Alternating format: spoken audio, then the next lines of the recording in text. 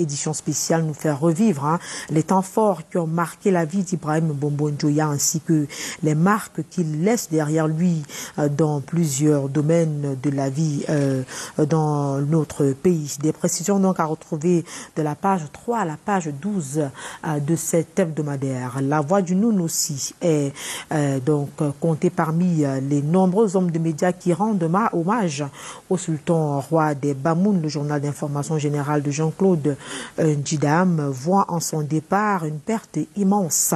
Le grand roi s'en est allé, laissant derrière lui des milliers de personnes dans la tristesse et le désarroi. Il est parti, mais il vivra à jamais à travers ses œuvres et réalisations. Le film de son parcours revisité donc par La Voix du Noun dans cette édition spéciale de la page 5 à la page 11. Le quotidien bilingue national Cameroun Tribune n'est pas resté en marge de cette matinée. Hommage au sultan Ibrahim Bombo Njoya, décédé, celui qui était roi des Bamoun, leader politique. C'est donc étant hier, lundi 27 septembre à Paris, du côté de la France, mais il vivra à jamais, précise le journal de Marie-Claire Nana, qui en parle de manière beaucoup plus précise en page 5.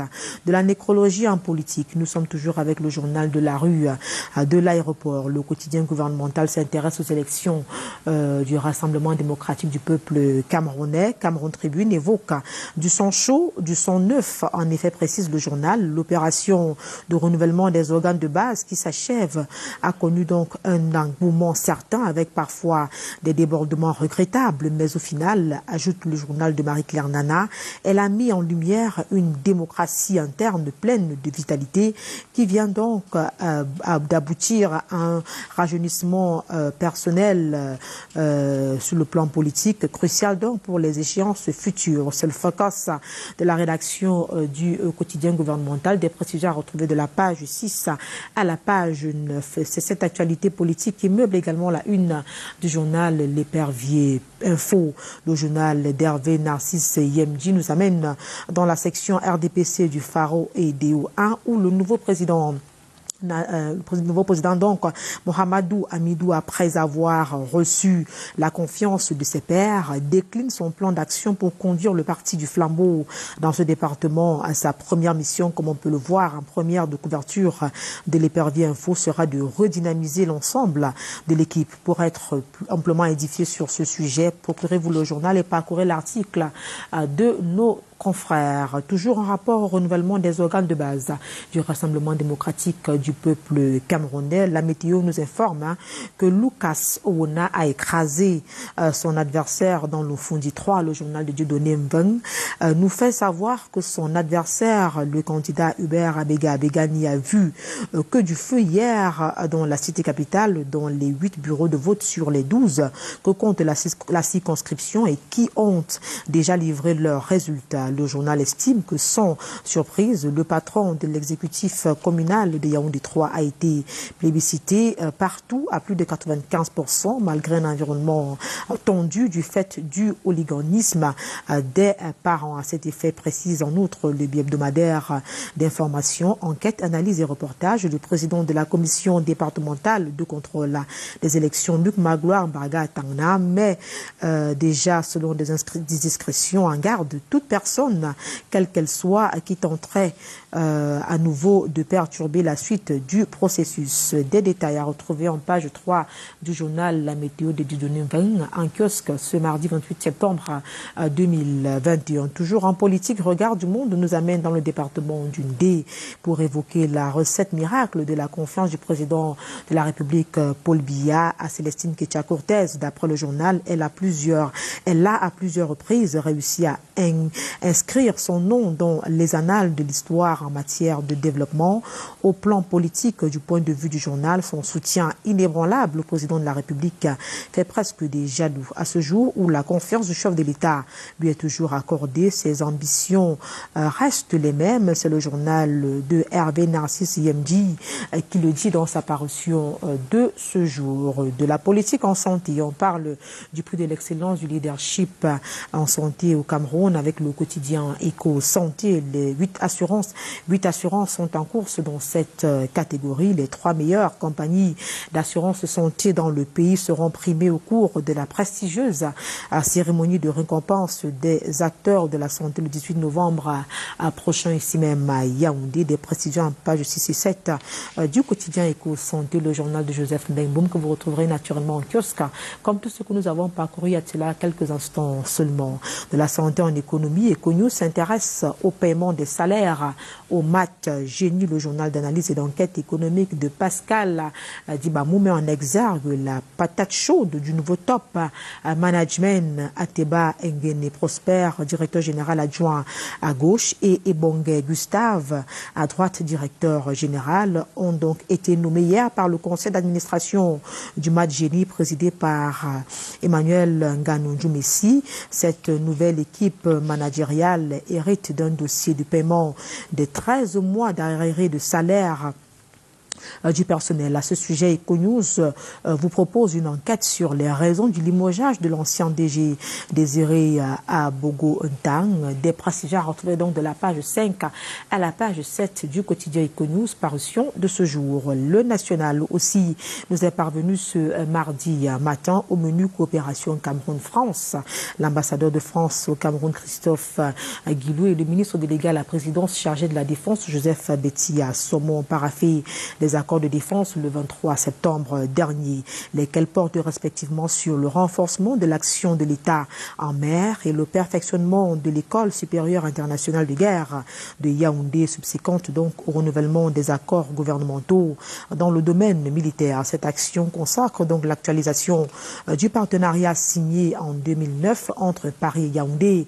L'hebdomadaire de Timothée Blaise et Somba en parle en plus détail dans sa parution de ce jour. Parlons de tout à fait autre chose à présent avec le quotidien. Le journal marque un temps d'arrêt sur le dispositif de réduction du taux d'accident de la circulation sur nos routes présenté hier au ministère des Transports. Le journal estime d'ailleurs que ce département ministériel passe à la vitesse supérieure. Une intelligence artificielle est donc née pour traquer les délinquants de la route. La phase pilote de ce projet de gestion et de suivi centralisé du transport routier interurbain a été donc lancée hier à Yaoundé au cours d'une cérémonie présidée par le ministre des Transports. Un nouveau dispositif présenté donc par le journal Le Quotidien, parution du jour. Et ces journaux qui nous parviennent à l'instant, parmi eux Tribune d'Afrique, l'hebdomadaire panafricain d'information générale paraissant au Cameroun de Faustin Djikam rend hommage au sultan roi des Bamoum Ibrahim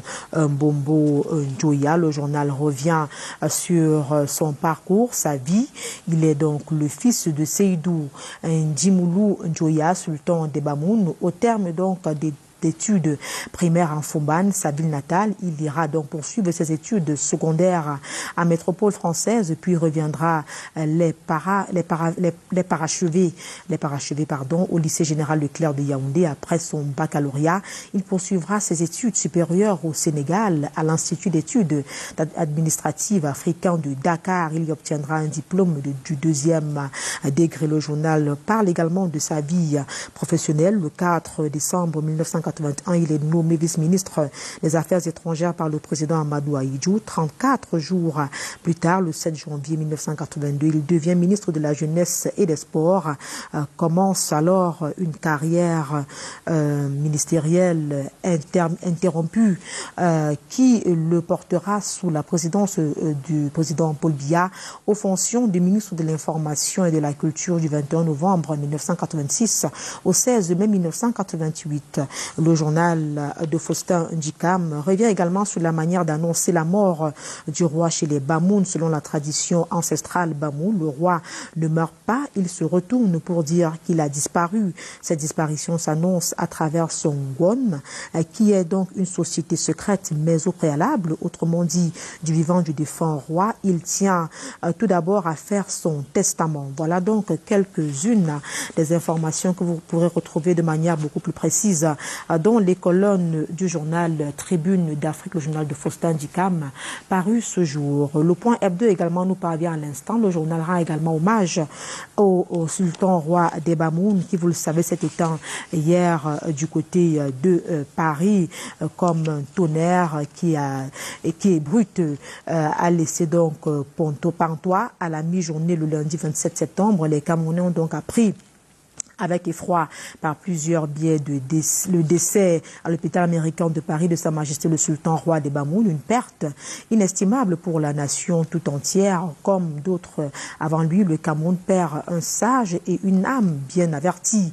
Le président de la République, quant à lui, voit partir un conseiller irremplaçable et donc la droiture, la franchise, la sincérité et la loyauté auront marqué son histoire et celle de la République. Évocation donc de la vie d'une personnalité hors norme qui a imposé ses idées, ses valeurs et son attachement aux idéaux républicains durant son séjour terrestre, à retrouver dans les colonnes de l'hebdomadaire d'analyse et d'information générale paru ce jour. Nous avons également reçu Vision économique il y a de cela quelques instants seulement. Nouvelle réglementation d'échange en zone CEMA. 14 banques en activité au Cameroun, lourdement sanctionnées par la BEAC. C'est la principale information de ce journal de l'économie et des finances.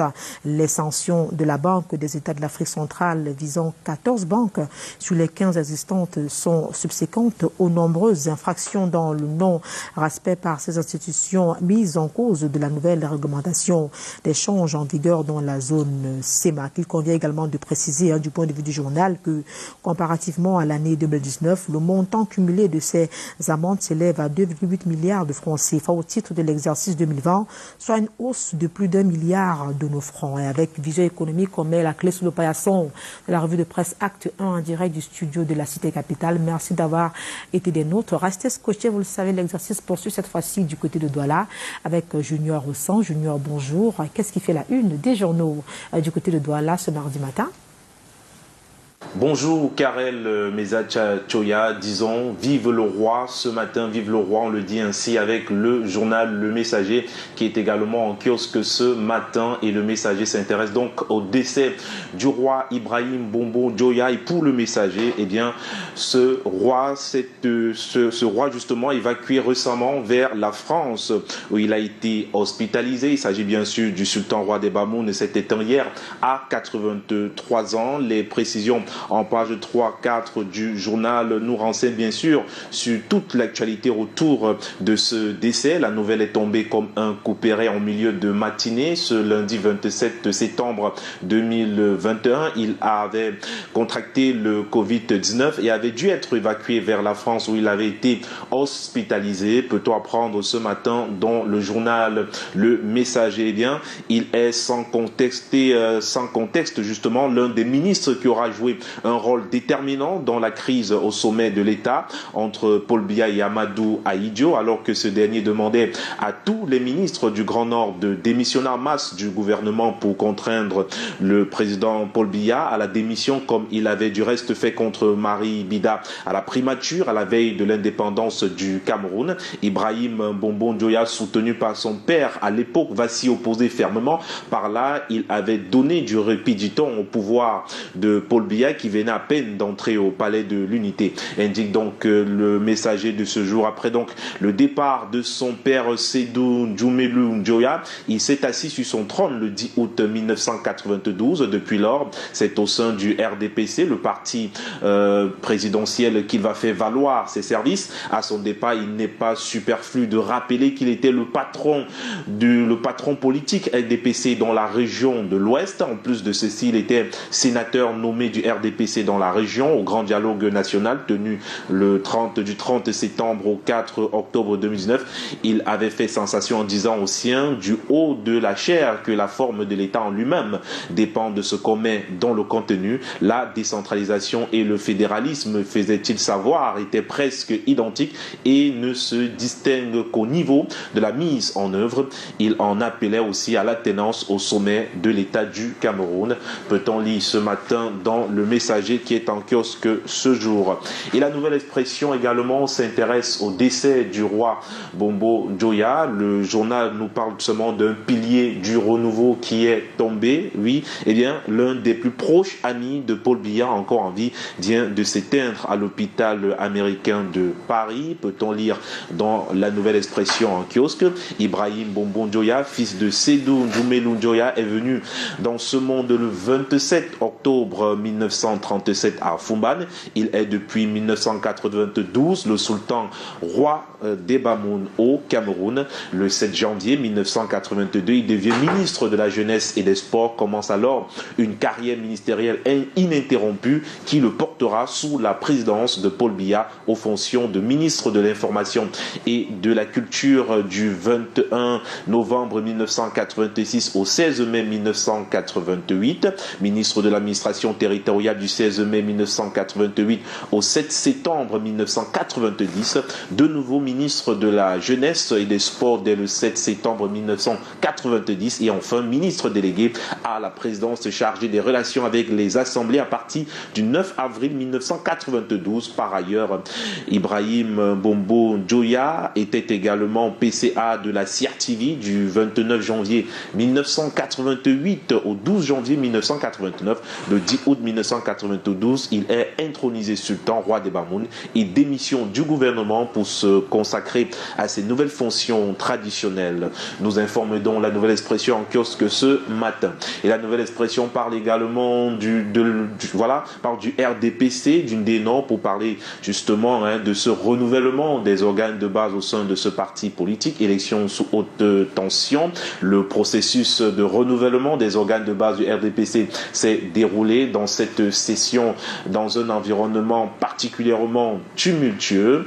La maison du parti de Baganté a failli partir en fumée entre 20h et 21h samedi 25 septembre dernier. Un groupe de jeunes en colère y a fait irruption, y a tout mis sens dessous, en plus de saccager le matériel de vote qui était disposé dans la grande salle et dans les bureaux faisant office de secrétariat pour les opérations de renouvellement des organes de base du Rassemblement démocratique du peuple camerounais. Dans la session des Nord, les manifestants ont également mis le feu sur le bâtiment.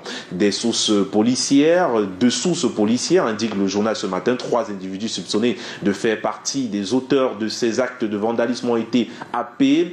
Ils sont gardés à vue dans une unité de gendarmerie à Bafoussam. Leur exploitation, apprend-on, devrait permettre de lever le voile sur l'identité des commanditaires de ces casses. Mais en attendant l'issue de la procédure en cours, les factions antagonistes s'accusent mutuellement. Peut-on apprendre dans le journal en kiosque ce matin, et le même journal qui parle de sport et s'intéresse à l'Afro Basket 2021. Le Cameroun remporte le bronze. Les pouliches d'Ahmed Bombo Njoya ont battu le Sénégal lors de la petite finale de l'Afro Basket 2021 hier à Yaoundé par 53 buts contre 49. Des précisions à lire en page 5 du journal. Et avec Europe Plus ce matin, on parle du décès du roi des Bamoun. Eh bien, Paul Biya perd ainsi un confident. Peut-on lire la une principale du journal Europe Plus qui est en kiosque ce matin. Le sultan de Fumban a succombé hier à Paris des suites de coronavirus. C'est tout un dossier à lire de la page 5 à la page 8 de ce journal. Eh bien, il ne verra donc pas la deuxième Coupe d'Afrique des Nations de football organisée par son pays du 9 janvier au 6 février 2022. Lui qui fut le détonateur de la première expérience en février 1972. Ibrahim Bombo Njoya, évacué la semaine dernière dans la capitale française, semble-t-il, pour cause de coronavirus, a rendu l'âme lundi 27 septembre 2021. L'image publique de cet homme de 83 ans, immense par le gabarit physique et par les états de service qui vient immédiatement à l'esprit, est celle d'un dirigeant emblématique qui a marqué de son empreinte l'histoire du sport camerounais, lui qui aura occupé le poste de ministre de la jeunesse et des sports à 3 reprises. Cas unique au Cameroun, il était dans cette fonction sensible quand le Cameroun participe pour la première fois à la CAN organisée en 1970 au Soudan. L'équipe du Cameroun qui ne s'appelait pas encore Lions Indomptables avait donc fait bonne figure durant cette période avec des joueurs comme Tsebo, Atangana Outou, Pascal Bellon, Owona et le promoteur jeune libéraux Paul Leng. Des précisions à lire dans ce journal en kiosque ce jour. Et nous terminons cette revue de presse ce matin avec le journal Afrique Info qui est également en kiosque. Le journal parle de cette consécration de 3 pasteurs EPC à Makaï. L'ancien d'église Samuel Libokbe à la tête de l'organisation à l'occasion de cet événement religieux majeur qui aura lieu du 15 au 17 octobre prochain. Le chef traditionnel et homme pluridimensionnel a tenu à travers une motion de soutien à remercier le président de la République Paul Biya. En effet, chef traditionnel très respecté, Sa Majesté Samuel Libokbe est ancien ambassadeur, ancien haut-commissaire du Cameroun à Londres, ancien ministre, chef du cabinet privé du président de la République Paul Biya, témoin oculaire de la création du Rassemblement démocratique du peuple camerounais le 24 mars 1985 à Bamenda, ancien président des conseils d'administration, ancien directeur général des sociétés étatiques telles que la SNH, etc., entre autres, à l'occasion donc de cet événement, donc très touché qu'il est par tous les efforts conjugués par le président de la République pour promouvoir une société camerounaise prospère et dans laquelle les droits et les libertés des citoyens sont respectés. Il a tenu à travers une motion de soutien à lui adressée, de manifester ainsi sa reconnaissance à cet homme providentiel, une reconnaissance pour les nombreuses réalisations du gouvernement de la République dans son arrondissement Goma-Poubi en particulier et dans le département d'Union Ekele en général. Voilà donc il est presse pour ce mardi 28 septembre 2021. Patricia Kay.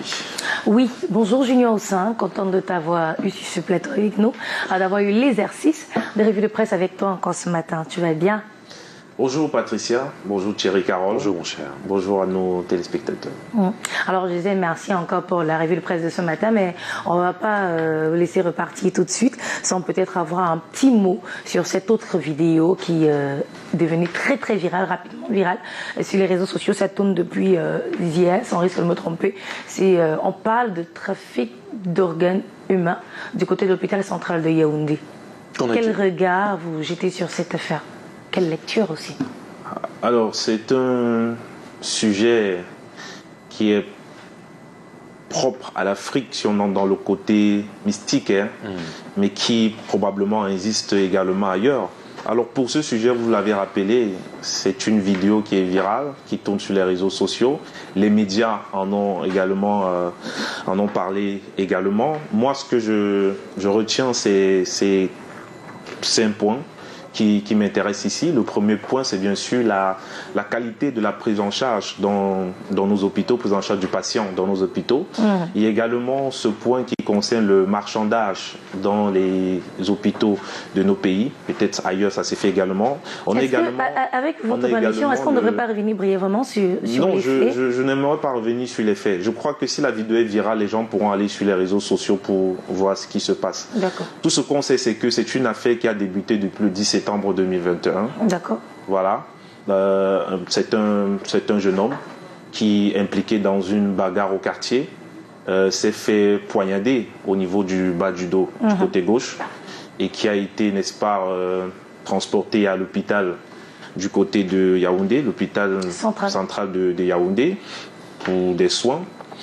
Et quelques jours après, voilà, il va mourir.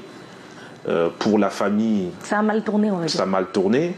Pour le corps médical, eh bien, sans doute le corps médical a fait ce qu'il fallait faire, mais on n'est pas arrivé au résultat qu'on attendait, c'est-à-dire la guérison, du moins la suivi de ce jeune garçon de 22 ans.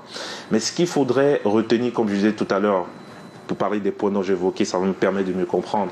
La prise en charge du patient dans nos hôpitaux, c'est une question qu'il faudrait vraiment, vraiment s'y attarder. Beaucoup de malades arrivent dans les hôpitaux, que ce soit dans le monde, je ne sais pas. Quand vous êtes d'une famille pauvre, vous avez du mal à bénéficier des soins de qualité. Parce que quand vous écoutez les dires de cette vidéo, on comprend très bien que c'est une famille pauvre qui a été victime de sa pauvreté. Une petite blessure, on en arrive à ce qu'on a vu sur la vidéo, ça prouve que si c'était un enfant de riche, si les parents avaient des moyens, cet enfant aurait été soigné au même moment. Mais dans la vidéo, on nous rappelle qu'on est arrivé à l'hôpital à 13h, autour de 13h, et c'est autour de 19h, c'est-à-dire le 10 septembre, quand on arrive à l'hôpital avec le malade, à 13h, c'est à 19h qu'on fait les premiers soins. Vous voyez? À 19h. C'est-à-dire que pendant ce temps, l'enfant de 22 ans est en souffrance, il perd du sang. Puisqu'il n'y a pas de l'argent, on ne s'occupe pas de lui, parce qu'il est pauvre. Ça, c'est ce que je constate. Et c'est ce qui est dit sur les réseaux sociaux, c'est ce qui est observé, c'est ce qu'on le voit un peu dans pas mal de médias ce matin et depuis hier. Il y a aussi le marchandage. Vous allez voir que, quelle est la relation entre le médecin et les infirmiers? Parce que dans cette vidéo, les témoins, ou bien le témoignage, fait état de ce qu'il y a eu commerce entre la famille et une infirmière. C'est-à-dire, l'infirmière va dire, bon, écoutez, si le médecin vous a dit que ça peut aller, etc., moi, je crois que je peux vous proposer quelques médicaments, quelques pansements, je viendrai personnellement faire le pansement à la maison. Donc, il y a ce type de choses, je me demande, à ce moment, on se pose la question, quelle est parfois la relation entre un médecin et l'infirmier? Quel est le type de discours que, n'est-ce pas, ce corps, n'est-ce pas, entretien pour qu'on n'en arrive pas à ce genre de choses où quand le médecin tourne le dos, l'infirmier reste derrière, négocier avec la famille. Le patient, oui. Voilà, donc du coup la famille sous le choc, la famille presque abandonnée, la famille sans moyens, va céder au discours de l'infirmière et on va se retrouver dans cette affaire où on va rentrer à la maison avec le malade et revenir plus tard avec probablement des complications. Oui. Des complications. Alors, à côté de ces complications, on découvre que le malade va subir une opération. Selon ce qui est dit également par cette vidéo virale, il va subir une opération. Et durant cette opération qui va durer plusieurs heures, il faut le dire ainsi, selon la famille, selon le témoignage, le jeune homme est opéré sans anesthésie. C'est-à-dire, pendant l'opération, en salle d'opération, on l'entendait crier de loin. Ça veut dire qu'on opérait l'enfant sans anesthésie. Il ressentait la douleur. Il ressentait d'énormes douleurs. Et quand on ramène l'enfant, une fois opéré, quand on le ramène, on découvre qu'il a des bandes un peu partout sur le corps pour une blessure au bas du dos. C'est-à-dire, la famille est quand même étonnée de voir qu'on a bandé l'enfant à la poitrine, aux cuisses, presque tout le ventre. Pourtant, il était opéré. Normalement, l'opération, s'il y avait opération, les ça devait soins être... étaient juste pour la au dos. Donc, il y a tout ça. Il y a tout ça. Et ça fait en sorte que on se demande bien, que s'est-il passé en ce moment? On n'était pas là, on ne peut pas le savoir. Ça, c'était la première chose. Et en ce moment, ça me pousse à penser au mécanisme de dénonciation. Aujourd'hui, les familles éprouvées, les familles pauvres, les personnes touchées qui n'ont nulle part où se tourner quand il faut dénoncer des faits. Pour moi, j'en appelle à dire, il faudrait qu'on arrive à créer, pourquoi pas, une cellule de dénonciation pour des personnes indigènes. Pour ces personnes qui ne savent pas où se tourner, indigents autant pour moi.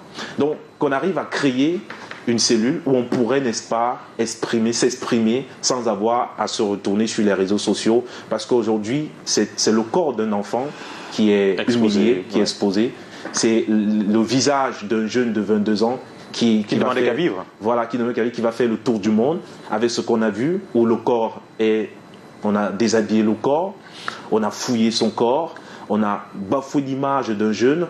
C'est une image qui va rester pendant des siècles dans la mémoire de toute une génération, parce que vous allez, moins de choses en date de publication de la chose, l'image reviendra de temps en temps sur les réseaux sociaux. C'est un peu sur le mécanisme de Facebook. Vous savez qu'à chaque fois on va vous rappeler. Donc je me dis peut-être il faudrait qu'on crée, n'est-ce pas, un mécanisme qui permettra à des familles ainsi touchées de pouvoir mieux dénoncer sans faire recours aux réseaux sociaux. Aujourd'hui on est tellement désespéré qu'on va chercher, n'est-ce pas, du réconfort sur Internet. C'est peut-être pas la bonne démarche, mais c'est la seule voie qui a sans doute été trouvée par cette famille-là. Mais à côté de ce qui a été fait, il y a quand même que le ministre de la Santé, choqué par cet événement, a fait un tweet il y a quelques jours.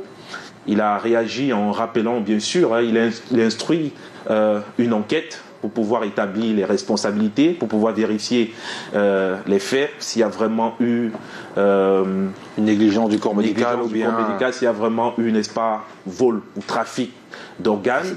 Tout ça sera vérifié après enquête qui a été recommandée par le ministre de la Santé. Et bien sûr, le ministre également, en s'exprimant ainsi, a également condamné les violences qui sont faites sur le personnel médical. Parce que, comme je vous l'ai dit, lorsqu'il y a ça, on ne se contrôle plus, on arrive à l'hôpital, on peut tout casser, on peut tout brûler. Comme vous l'avez si bien dit tout à l'heure, je pense que s'il y a cette cellule où, de temps en temps, quand les familles se retrouvent face à ce type de situation, s'il y a une cellule où elle peut facilement aller s'exprimer, on n'aura pas ce genre de situation parce que vous le savez, des fois, dans l'euphorie, dans la colère, on se retrouve en train de faire du grand n'importe quoi. Et j'en appelle encore à la conscience de tout un chacun.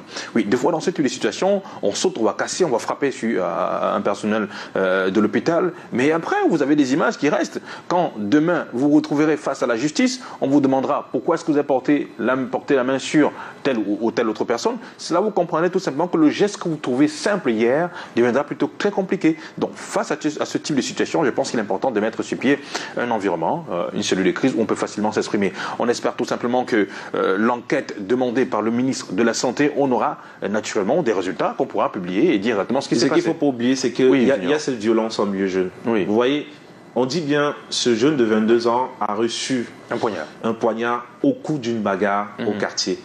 Je crois que nous, les parents, nous devons vraiment lutter contre les violences même internes déjà en famille, enseigner à nos enfants qu'on ne règle pas les problèmes par la bagarre, par la colère. Il y a des moyens de régler un conflit. On n'est pas obligé d'être violent. Et aujourd'hui, on a une jeunesse camerounaise qui est vraiment portée vers la violence. On a une jeunesse camerounaise qui consomme beaucoup de drogue. On a une jeunesse qui est, n'est-ce pas, influencée par le cinéma, qu'elle regarde à la télévision, les guerres, etc.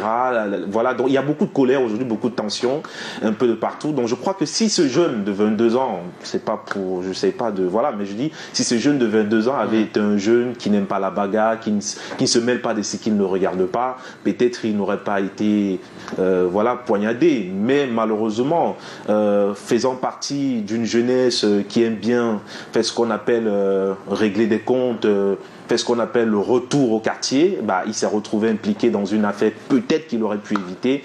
Et aujourd'hui, le sort est arrivé. Donc, il faudrait qu'on arrive à éduquer nos jeunes, nos enfants, à éviter vraiment la violence. Si vous voyez une bagarre quelque part, si vous êtes jeune, même si ça vous concerne, éloignez-vous de la bagarre, informez les aînés pour qu'ils viennent mettre terme à cette bagarre, de peur de finir en joue, pourquoi pas dans un cercueil, pour une affaire de je veux défendre X, je veux me mêler de Y. Et je voudrais également que ceux qui nous regardent, ou peut-être les jeunes de la bagarre, se rendent compte, j'espère qu'ils ont conscience de ce qu'ils sont les premiers criminels, les premiers criminels, les premiers à être incriminés pour le décès de ce jeune garçon. Parce que si vous ne l'aviez pas déjà choqué, je ne sais pas comment c'est qu'on réussit à lever un poignard, une arme sur un être humain comme soi. Et bien, si vous ne l'aviez pas traîné dans cet hôpital, même si on parle aujourd'hui de négligence dans ce centre-là, il ne serait jamais arrivé là. Revenons un petit peu à la douceur, revenons à la tolérance, revenons à la compréhension, revenons au pardon. Parce que d'une petite chose, on peut arriver à une beaucoup plus grave qu'on ne peut plus maîtriser, comme le disait Thierry.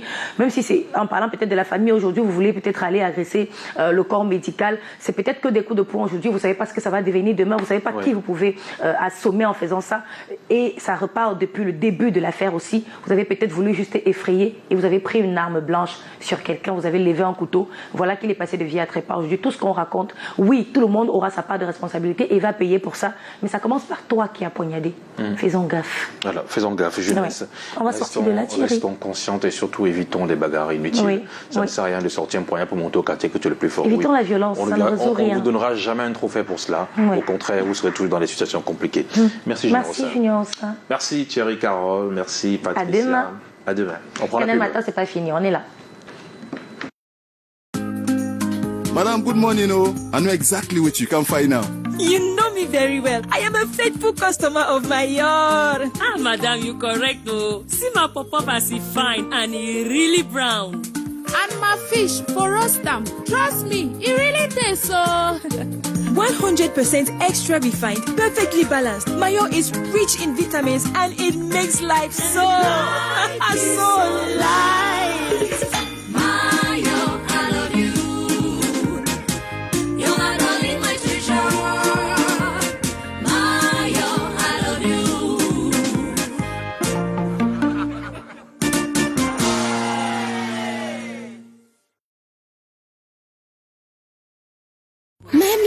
déjà eu un A aujourd'hui. Notre récompense pour leur petite victoire est Kinder Joy, avec des ingrédients soigneusement sélectionnés sans colorant ni conservateur. Je lui fais confiance. Ils aiment son goût et ses jouets. Kinder Joy, leur confiance, leur joie. C'est aussi la rentrée sur les bouquets Canal+. Le décodeur HD Canal+ est à 5 000 francs en ce moment au lieu de 10 000 et l'installation est gratuite. Avec plus de 200 chaînes, c'est l'heure d'apprendre et de se cultiver tous les jours. De retrouver la Ligue des Champions, les grands championnats de foot européens, les compétitions africaines, de se divertir avec les meilleurs films et séries. N'oubliez pas, le décodeur HD Canal+